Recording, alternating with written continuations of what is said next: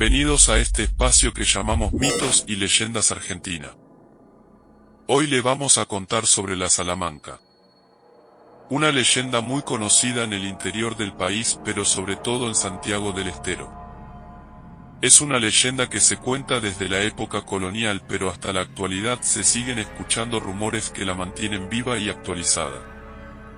Pongan los niños alrededor del brasero y prendan el sol de noche y adentrémonos en esta hermosa provincia para escuchar su historia. La Salamanca. El complejo mito ritual de la Salamanca. Se le llama Salamanca, en el área mesopotámica, a una cueva oculta en medio del monte, próxima a un brazo seco del río, o directamente ubicada en las barrancas viejas, o que se encuentra en el fondo de alguna laguna que han dejado las crecientes. Nota: la Salamanca es un complejo mito ritual extendido en todo el centro y noroeste argentino, Pajés La Raya 1996, pero aparentemente la creencia es mucho más intensa, y con una fuerza de vigencia incomparable, en la Mesopotamia santiagueña.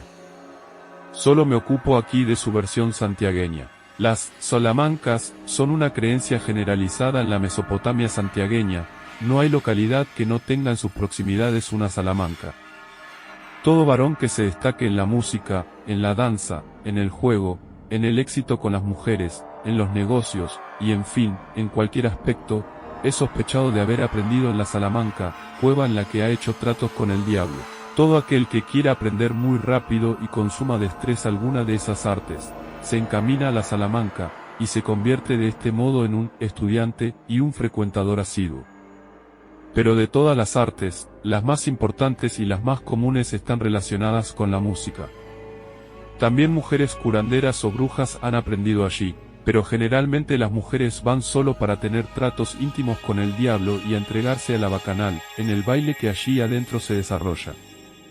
Los lugareños pueden señalar la entrada de la cueva, que suele ser un hueco en el borde de una barranca, o una hondonada dejada por el antiguo cauce del río o una aguada, en cuyo caso, la cueva está al fondo de ella. Pero la cueva, propiamente no se ve, se abre cuando el que va quiere adentrar. Corren muchos rumores sobre cómo es y lo que se debe hacer para poder entrar, pero la mayoría coincide en que deben ante nada renunciar a Dios y a toda creencia religiosa. Se desnuda y de repente pierde piso y cae en ella. Después de superar una serie de pruebas en el umbral, el estudiante ingresa a ella.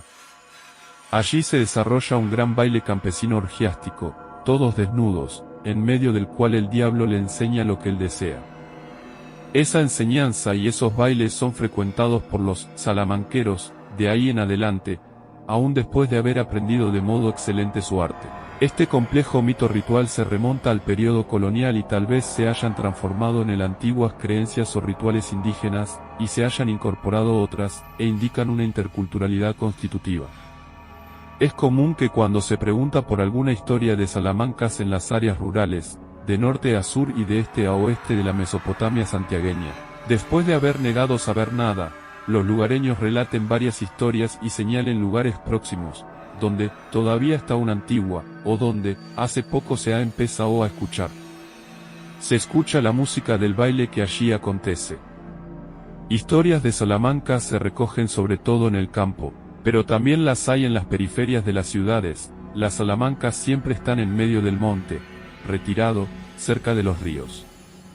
Esos relatos, con frecuencia, transitan el bilingüismo, se cuenta todo en quichua o solo partes, alternando quichua y español. Esta cueva subterránea solo se abre cuando algún estudiante o salamanquero desea entrar, no se la ve, el propio suelo se abre. Nunca se ven las Salamancas, son cuevas invisibles. Estudiantes son aquellos que se dirigen allí para aprender alguna destreza o adquirir algún don en que quieren sobresalir. Para ello deben establecer allí trato con el diablo, quien les enseñará.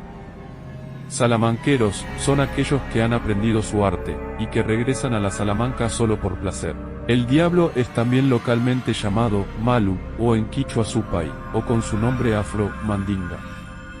También hay mujeres que van a la Salamanca para hacerse brujas, o para tener relaciones carnales con el demonio y los asistentes. Determinados animales, sobre todo cuando aparecen juntos, señalan la presencia cercana de una salamanca, ampalaguas, víboras de gran tamaño, localmente llamadas lampalaguas o viborón, arañas, lagartijas o iguanas. Todos ellos son, en la comprensión general local, metamorfosis de lo diabólico. Estudiantes, salamanqueros y mujeres no deben permitir que se los siga cuando se dirigen a la Salamanca, y sobre todo no deben ser vistos cuando están por entrar a la cueva. Si eso sucede, si son descubiertos en ese momento, se pierden, se desorientan totalmente, y enloquecen. En la entrada, deben despreciar a los representantes celestes de la fe cristiana, Jesucristo, la Virgen y San José, y una vez adentro no deben invocar su poder por nada. También a la entrada deben desnudarse, y en el interior, la primera experiencia es una sesión de caricias realizadas por aquellos animales, que recorren todo el cuerpo, poniendo a prueba toda confianza. El /diagonal la ingresante no debe dejarse llevar por el temor, la repulsión o el terror, pase lo que pase, vea lo que vea, sienta lo que sienta.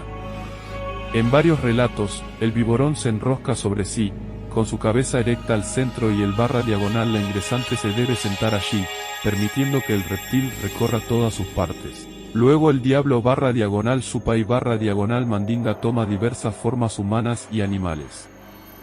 Allí dentro hay una gran fiesta, con música y baile, en la que participan todos desnudos, entregados a la bebida y a los placeres. El diablo va enseñando a quienes desean aprender, quienes lo hacen muy rápidamente, adelantando varias etapas en cada visita. Pero si bien con esas artes tendrán facilitado el ascenso social, no podrán vivir de acuerdo con su riqueza, permanecerán viviendo como pobres, y hasta miserables, a pesar de hacer mucho dinero. En varios relatos, el viborón se enrosca sobre sí, con su cabeza erecta al centro y él o la ingresante se debe sentar allí, permitiendo que el reptil recorra todas sus partes. Luego el diablo, supa y mandinga toma diversas formas humanas y animales. Allí dentro hay una gran fiesta, con música y baile, en la que participan todos desnudos, entregados a la bebida y a los placeres. El diablo va enseñando a quienes desean aprender, quienes lo hacen muy rápidamente, adelantando varias etapas en cada visita. Pero si bien con esas artes tendrán facilitado el ascenso social, no podrán vivir de acuerdo con su riqueza, permanecerán viviendo como pobres, y hasta miserables, a pesar de hacer mucho dinero. Las entradas a la Salamanca tienen lugar a horas de la siesta y a la noche, cualquier día, aunque las brujas lo hagan sobre todo martes y viernes. Según la circulación mesopotámica de los relatos, hay muchas salamancas, próximas a diversas localidades, simultáneas. La multiplicidad, la alteración de las experiencias sensoriales, espaciales, temporales, eróticas, y el atravesamiento de las formas definidas, las metamorfosis, hacen a los modos de percepción y de acción, salamanqueros. Quien es asiduo a la Salamanca obtiene aquel poder metamórfico y el don de la velocidad. La presencia de una Salamanca es reconocida en una zona porque se oye música de fiesta a la distancia, música de bombo, violín y guitarra, o bandoneón, música de chacareras, que es aquella forma musical con la que los santiagueños se identifican. De acuerdo con la abierta sociabilidad campesina, si hay fiesta, es el propio sonido de la música la invitación misma que los vecinos necesitan para asistir. Por lo tanto, al escuchar música, algunos vecinos de la zona deciden ir, con la sospecha de que se trate de una Salamanca, ya que nadie ha hablado de que habría fiesta en esos días. Todos quedan intrigados. La música de Salamanca se escucha en un momento hacia un lado, en otro momento hacia otro, luego vuelve a cambiar hacia otro sitio, y así, quien decide seguirla, termina perdido en medio del monte, en una aterradora sensación de desconcierto y vulnerabilidad. Al otro día, los vecinos averiguan dónde hubo fiesta, y no la hubo. En el campo, si uno va a hacer fiesta con baile, necesita un permiso policial. En ello también se reconoce que se trataba de una Salamanca, nadie solicitó permiso en el puesto policial de la zona. Una Salamanca está provisoriamente localizada en un sitio, pero después de un tiempo se muda, a medianoche o en horas de la siesta. Es decir, se comporta como los ríos, yendo de un cauce a otro. Tal vez sea una vieja movilidad obligada, de cuando el río, al cambiar de curso y llenar el cauce viejo, la desplazaba. Ahora, a pesar de que los ríos han sido domesticados, cambia periódicamente de sitio. Es creencia común, tanto en las áreas rurales como urbanas, que quien se destaca por su habilidad en la ejecución de un instrumento o en su inspiración poética para componer canciones ha pasado por una salamanca. Del mismo modo, quien tiene mucha suerte en el juego, o hace mucho dinero en poco tiempo, o danza de un modo espectacular, o tiene un especial poder de seducción. En todos estos casos, los salamanqueros son varones. Las mujeres solo procuran allí la hechicería o el goce erótico y sexual. Las salamancas siguen abundando hoy. En primer lugar, cuando uno pregunta si se sabe de alguna cerca, los lugareños siempre niegan.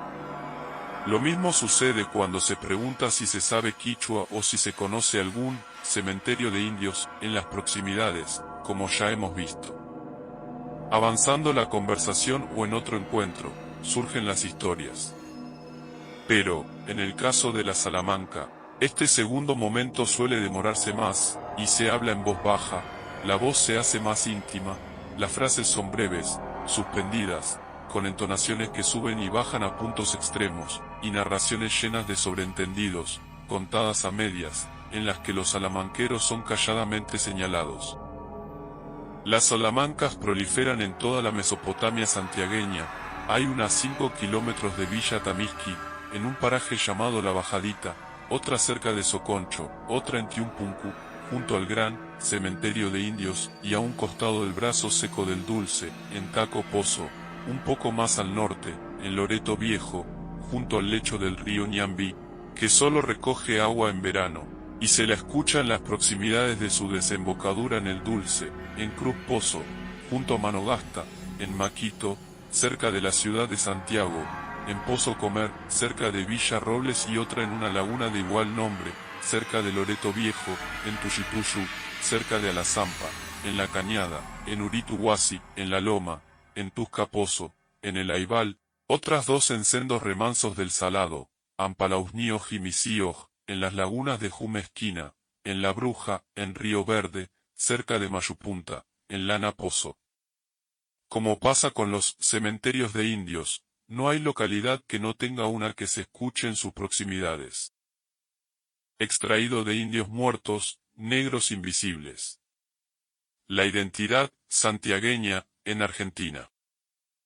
De José Luis Grosso.